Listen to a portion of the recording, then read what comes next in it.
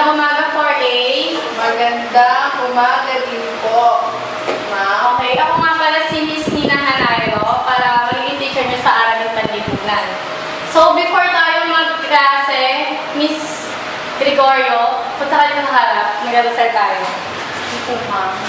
Okay, stand up. Tayo po ay tumayo mga classmates. Mga anak ng Espiritu Santo. Amen. Tungo po natin ang ating mga ulo at tayo manalangin. Maraming salamat po, Panginoon, sa magandang araw na ito at dahil pinagtuon mo po sa amin kung nakarating kami dito naligtas sa sakuna at karamdaman. Tulungan niyo po kami, Panginoon, na maging matalino, maunawaan po sana namin ang lahat ng itinuturo ng aming mga guro. Ang lahat ng ito ay aming hinihiling sa tanging pangalan ni Jesus. Amen. Ama.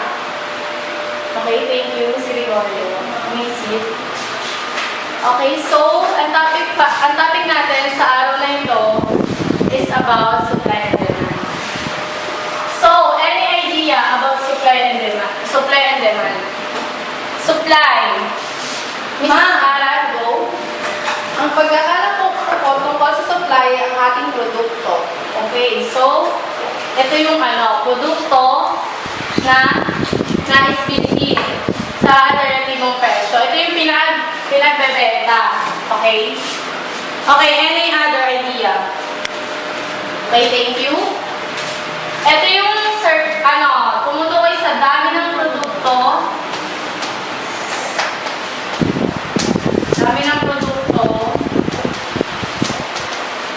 o serbisyo na handang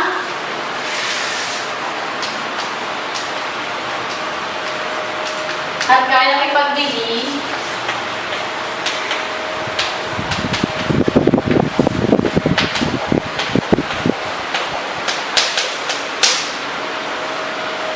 ng producer sa alternatibong presyo. How about naman yung demand?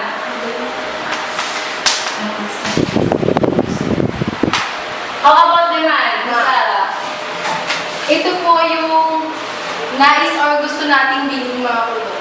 Okay, thank you. Okay, ito yung nais. So, ito rin yung dami ng produkto, serbisyo na nais. Ang demand naman, ang pagkakaiba naman ng supply sa demand, ang supply, yun yung handa na ipagbili o i-produce sa isang alternatibong presyo. Ang demand naman, ito yung yung nais bilhin ng isang individual, okay? Nais bilhin. Okay, copy class Yes, ma'am.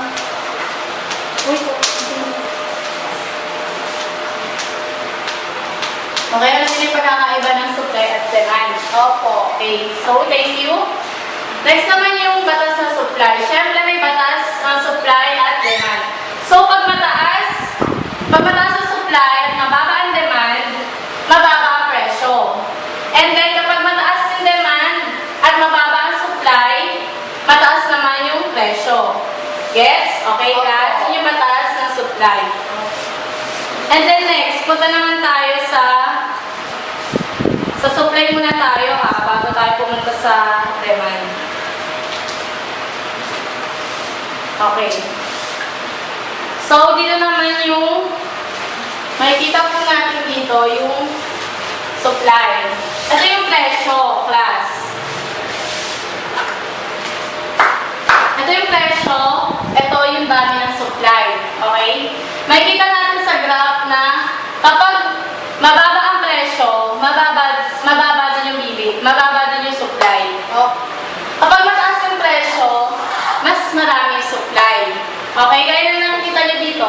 10, ito yung presyo niya, 10 pesos, kumari. And then, mataas yung presyo ng 10, kaya 30 yung supply. 30 yung supply na And then, pag mababa ang presyo, wala. Konti lang yung may susupply dito sa atin, okay? Next, yung mga nakakapagpa-apekto sa supply, okay? Ang nakakapagpa-apekto sa supply yung isang salik is yung pagbabago sa presyo ng salik ng produksyon. Okay, so paano pag tumaas yung presyo ay pag tumaas yung sahod, class? Tumaas yung sahod ng manggagawa. Siyempre, tataas din yung upa ng bahay, di ba? Siyempre, mataas din yung kabuang gastos sa produksyon. So, kapag tumaas yung presyo, magbabawas ng produksyon, bababa ang supply sa pamilihan. And then next, yung pagbabago ng presyo sa ibang produkto. So, ito yung patambal o pamalit. Kunwari, halimbawa sa mga magsasaka, ang palay at saka trigo yung ginagamit nila, class, di ba? Yes, ma'am. Palay at trigo. Yes, ma'am. So, kung pareho din naman ang gastos, mas mahuhumaling sila. Mas mahuhumaling sila na bilhin yung palay. Siyempre, sa alternatibo, mas gusto nila yung palay kaysa trigo. Kung parehas na naman din. And then next, yung expectation. So, yung expectation ng mga mamimili, kung ano yung ina-expect nila. So, kasi sa supply dito, kunwari, yung bigas, mataas yung presyo sa susunod na taon, ganyan. So, inaasahan ng mamimili na tataas, so bibili na sila ngayon. Dito naman sa supply na to, itatago nila yung bigas kasi mura pa. So, kung alam nila na mas mataas pa sa isang taon, dun pa nila yung ibebenta sa isang taon. So, wais. Sila. Sige, magtanong ka, Miss Gregorio. Tanong ka. Hindi ganun pa naman yung nangyayari. Parang nagiging unfair po yung mga nagbebenta o yung mga nagbebenta sa amin. Kasi Kasi, nagiging doble po yung kita nila. yes, kaya nga ganun, di ba? Wais sila. Mas gusto nila yung mahal kasi mas tutubo sila doon. And then next, yung pagbabago ng teknolohiya. Siyempre, modern na tayo ngayon. Teknolohiya. So, ano bang ina-expect nyo? Mas lalo nakakabilis yung produksyon, di ba? Yes, So, ma'am. hindi na kailangan na mano-mano, ganyan, hindi na kailangan. And then, ito yung hakatong sa pagtaas na ng supply. So, sa pagtaas ng supply, mas mapapagawa din yung pagbilis, di ba? Kaya gano'n. So, mapapababa yung gastos ng produksyon. And then, next, punta naman tayo sa demand. Okay? So, yung demand, yung nais. So, ano ba yung demand? Nais? Nais bilhin po. Okay, yung kagustuhan ng bilhin. And then, ito yung kurba ng demand. Plus. So, dito, makikita natin, ito yung kurba ng demand sa buko shape. Okay? Example lang yan. Okay, ma'am. So, ano ba yung demand? Yung nais bilhin natin. So, kung may supply, syempre may demand. Kung may supply graph, may demand din. And then, dito naman. So, di ba ito yung presyo? Makikita mo, 5 piso. Pag 5 piso ang isang bagay, maraming bibili. Baliktad naman. 5 piso ang presyo. Ito yung mga mamimili. 30 ang bibili, syempre. Pag 10 pesos yan, anong mangyayari, class? Konti po yung bibili sa akin. Okay. Correct. 10 pesos. Pag 10 pesos yan, 5 na lang ang bibili ang mangyayari. Di ba? Okay. Okay ba? Nakikita niyo ba, class? Opo. Okay. Ayan, total 6 pesos, 25 na lang. Bibili. Tapos 7, 15. Okay, ayan, nakikita niyo naman, di ba? Ang Okay, next, punta naman tayo. Siyempre, kung may salik ng supply, may salik din ng demand na nakapagpapabago. Ito yung kita namin mamimili. So, yung kita namin mamimili yung sahod. Yung sahod niya, di ba? Yung kapag tumaas ng sahod, may Christmas bonus, ganyan, di ba, class? So, bababa ang demand. Bababa yung presyo. mamimili yung isang produkto. And then next, yung panlasa. So yung panlasa, kapag mainit, ano ba binibili natin? Ice cream, ma'am. Yes, very good ice cream. So ice cream, pag mataas ng... So ice cream, di ba ang karaniwang binibili pag malamig? Okay, yung mga palamig dyan. So mababa yung presyo ng ice cream. Siyempre kasi mabili, di ba? Eh kung taglamig kaya, siyempre mahal yung presyo, di ba? Ganun din yun, kunwari, pag November 1, ano ba mabili? Pag ano, ma'am? November 1, mag-araw ng patay. Mascara. Kandila. Kandila. Yes, di ba? Pag Valentine's Day, Valentine's card. okay, flowers, roses, okay, class. Ikaw, naniligaw ka, di ba? So, roses, ganyan. O yun, mas bababa sila ng ano, kasi alam nila, maraming mamimili. Okay, ganun din yun. And then is expectation. Parehas lang din yan sa bigas, di ba? Yung itatawag din nila kapag mataas yung, kapag mababa pa, kasi ilalabas na nila kapag mataas na, syempre. And then next, yung ang presyo ng mga kaugnayang kapalit ng produkto. So, di ba, malamig, ice cream. Yes, ma'am. So, ano bang sakap ng ice cream? Gatas, asukal. So, ito yung pamalit, di ba? Ano, asukal, gatas, di ba, sa ice cream. And then next, yung kapag tumaas yung presyo ng manok, ano yung alternatibo natin pwedeng bilhin? So, karne ng isda, di ba? Karne, baboy. Gulay, ma'am. Okay, gulay. Alternatibo yon. Okay? Ito pa yung kaugnay yung mga issue sa lipunan natin. Ano mga issue sa lipunan? Kawalan ng trabaho. Yes, ma'am. Pollution. Yung mga maliit na sahod. Ganyan, di ba? Ma'am, kung anong dahilan? Yes? Sige, any other? Sige na. Kasi Share. po, ma'am, di ba halimbawa po, pag sa supply at demand. Pag once po na yung supply natin, di ba nga po sinasabi niyo kanina, ma'am, sa amin na dahil po sa technology natin, nagbabago na po ang technology. So, gumagamit na po na tayo ng machine. Yes. Gumagamit na po na tayo ng machine. Imbis na po mga machine imbis na po ang tao, ang nagtatrabaho, machine na lang po. So, marami po ang nawawalan ng trabaho. Okay, may point ka din dyan. Thank you.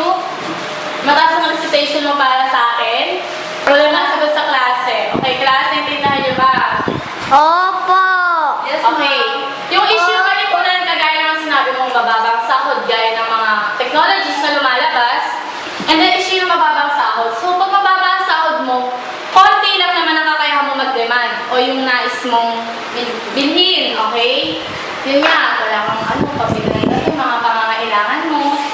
And then next, yung issue ng kawalan ng trabaho. Kapag wala kang trabaho, class, so wala kang kakayahan mag-demand. Wala kang kakayahan bumili ng mga nais mo, Yes, ma'am. mga kagustuhan mo, Yes, mga ma'am. pangangailangan mo. Yes, ma'am. Okay, next is yung papakita ko naman sa inyo yung formula sa demand. Okay? Ito yung equation natin. Plus.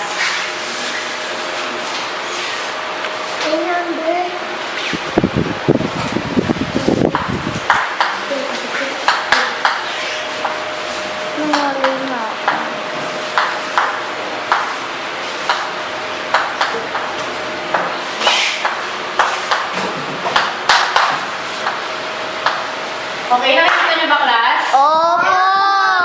Ito yung tally, okay? Ito naman yung presyo. P equals to Opo. presyo. Ito naman yung given 1 and given 2. Okay?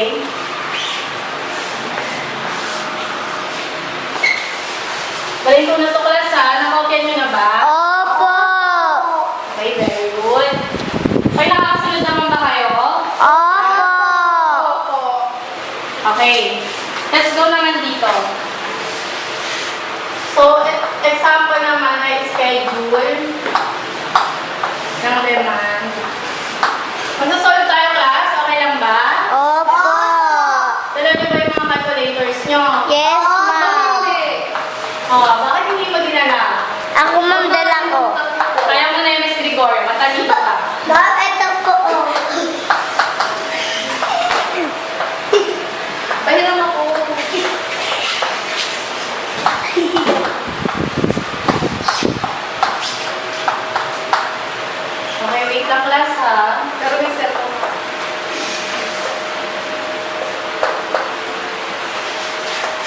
Dali-dali lang yan. Ano pa lang po siya?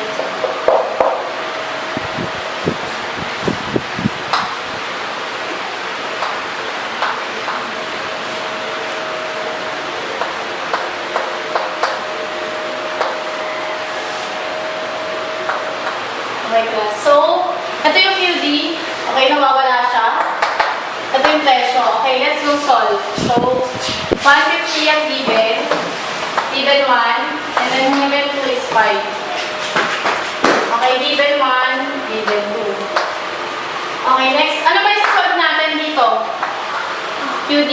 QD, So, ma'am. anong formula pag QD? G1, given 1 plus minus given 2 divide by, Times. times, ma'am, sorry, Okay, times times P. presyo. Okay? So, ito. Ano nawawala? QD. QD, Yes, ma'am. So, given 1, solve tayo. 150 minus 5. Ma'am, Sige. Done. 150 Times. Wait lang. Ano yung presyo? Ano po muna? 30, ma'am. 30, okay? 140. 145. So, 30. 30, di ba? Yes, Okay, ma'am. 30 times 5. Ma'am, ano, Ma'am, ma'am? 150 po. 150, okay? Galing. Tapos, ibababa natin yung 50. 150. So, anong sagot? Ma'am, 0. Okay, QD equals to 0. 0, okay? 0 ilalagay natin dito. Hindi mo, 30. And then next,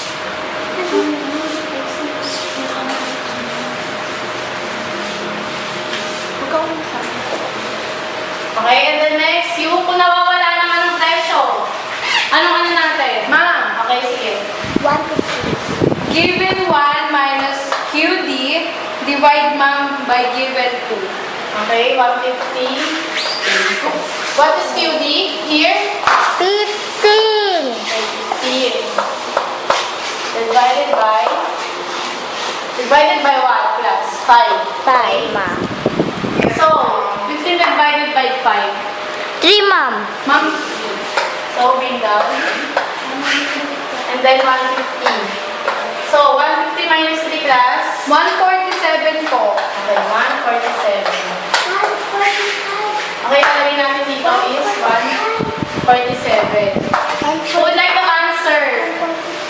C. Who would like to answer? Okay, Miss Gregorio. Please answer C. Ma'am, ma'am, try po. Yes.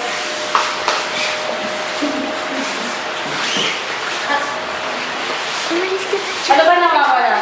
Ma'am, QD po ang nawawala. So, Sige. given 1. 150. Ma'am, 150 po yung given. Yeah.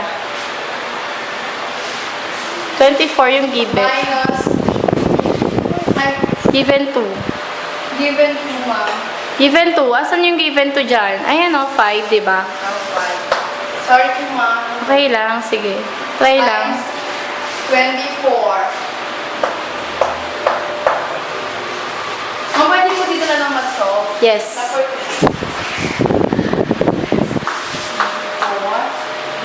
times 5. 120, ma'am. 150, bring down 150 minus 120.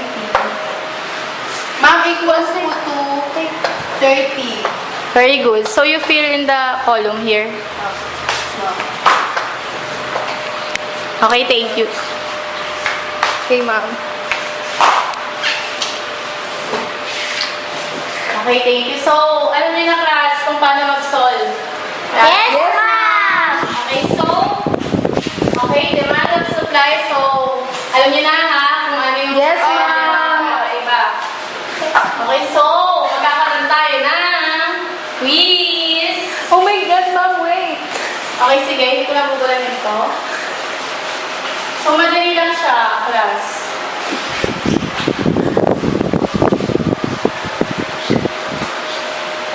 So, lang ha, supply and demand. Okay, get 1/2 piece of paper. Okay, begin. Ready, class? Yes. Not yet. Wait, ma'am. Okay. Okay na po, ma'am. Okay, class? Ready? Yes, ma'am. Number 1. Ito ay tumutukoy sa dami ng produkto o serbisyo na handa at kayang ipagbili ng mga producer o tindera sa alternatibong presyo sa isang takdang panahon. Pag mga kopya, class, madali lang yan. Number 2. Okay na, number 1. Opo. 2. Tumutukoy sa dami ng produkto at serbisyong nais, bilhin, na mamimili sa iba't ibang alternatibong presyo sa isang takdang panahon. Okay? Opo. 3. Kapag mataas ang supply, blank ang demand. Number 4. Magbigay ng isang salik na nakakapag-apekto sa demand. Okay? Ma'am, wait. Number 4 po, saglit lang. Okay, okay. Okay, ma'am. Number 5. Magbigay ng isang salik na nakakapagpabago sa supply. Okay, para sa solving Ilan po? natin. Magsasolve kayo, class.